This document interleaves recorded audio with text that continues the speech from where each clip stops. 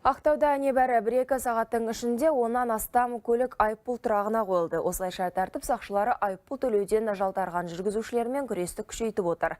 Қарызы барлар сергек қорғау бағдарламасы арқылы анықталды. Маңғыстау облысының полицейлері жыл басынан бері борышкерлерден 2 миллиард теңгеден астам қаражатты бюджетке қайтарды.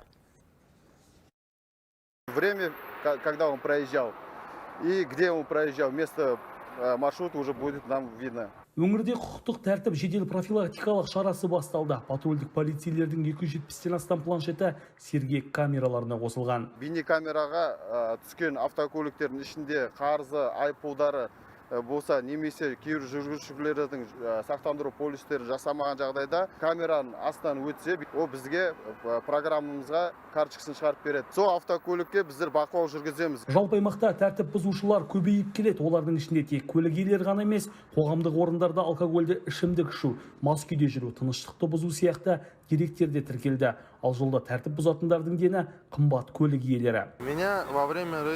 Рейд кезінде мені тәртіп сақшылары тоқтатты. Менде 7 айыппұл бар екенін жеткізді. Мен қарызымды бірден сол жерде төледім. Қазір айыппұл тұрағынан көлігімді алып кетуге бара жатырмын. Профилактикалық шара аясында бір күнде 11 көлік тоқтатылды. Жүргізушілердің жалпы берешегі 1 миллион теңгеден асады. 30-дан астам бізде автокөлік бар. Олардың әрбірінде 10-нан астам құқық бұзушылық бар. Олардың әрбіріне біздер СМС хабарлама жібердік.